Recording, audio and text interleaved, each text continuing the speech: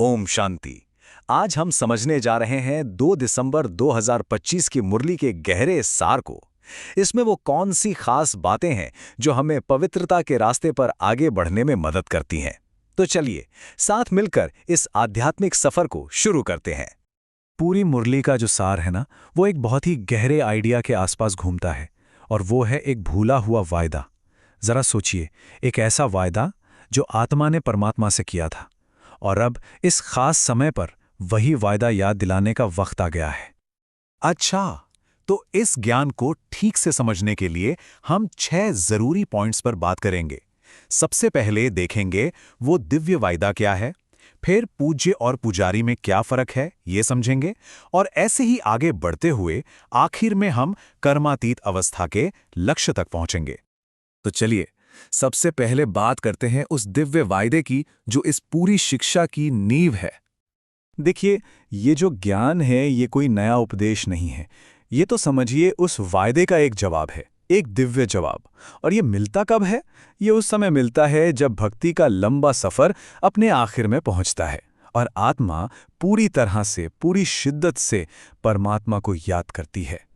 अब एक बहुत ही इंटरेस्टिंग सवाल आता है, पूज्य और पुजारी, मतलब जिनकी पूजा होती है और जो पूजा करते हैं, आखिर उनमें बुनियादी फर्क क्या है?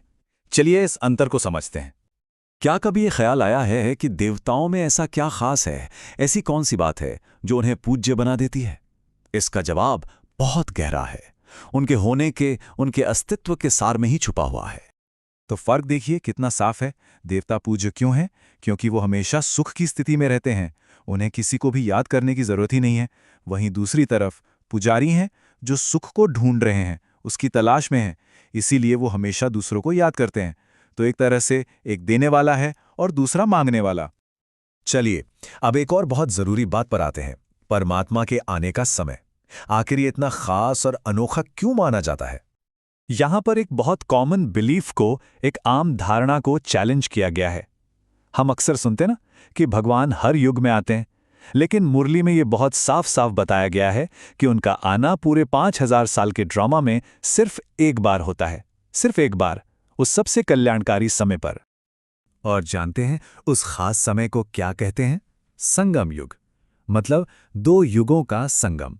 इसे एक ऐसे मोड़ की तरह समझिए, एक ऐसा चौराहा जहां पुरानी कलयुगी दुनिया खत्म हो रही है और एक नई सतयुगी पावन दुनिया की शुरुआत हो रही है। और ठीक इसी मोड़ पर यह दिव्य ज्ञान मिलता है। तो सवाल यह है कि इस ज्ञान को प्रैक्टिकल लाइफ में कैसे लाएं? इसकी मुख्य प्रैक्टिस, मुख्य साधना क्या है? इसकी जो साधना है ना, वो सुनने में बहुत सिंपल है लेकिन है बहुत पावरफुल। करना क्या है?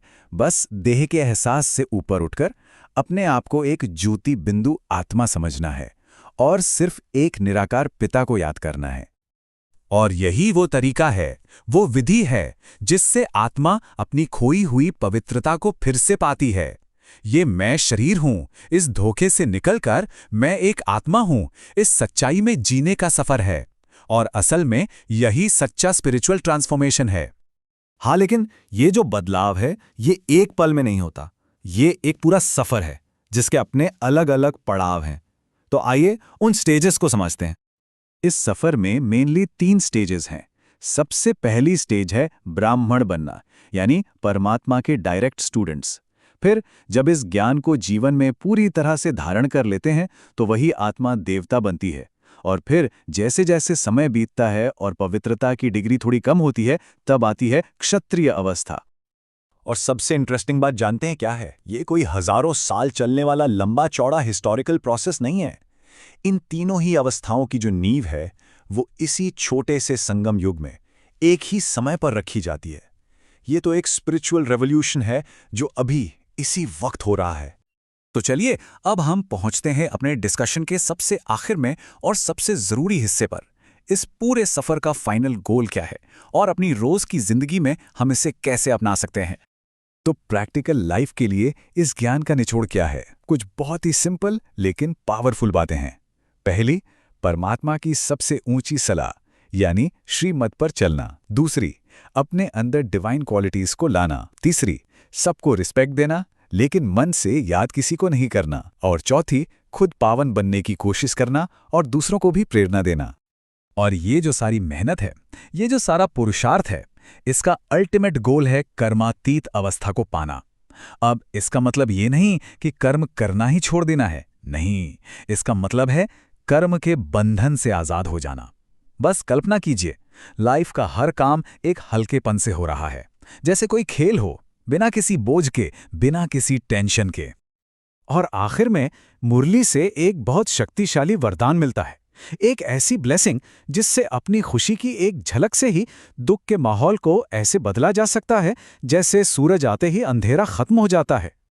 तो आखिर में एक गहरा सवाल है जिस पर हम सब सोच सकते हैं, मनन कर सकते हैं कि इस दुनिया में रहते हुए, अपने सारे काम करते हुए भी उन कर्मों के बंधन से आजाद कैसे रहा जा सकता है। सच पूछें तो यही इस ज्ञान की असली चुनौती भी है और आखिरी मंजिल भी। ओम शांति।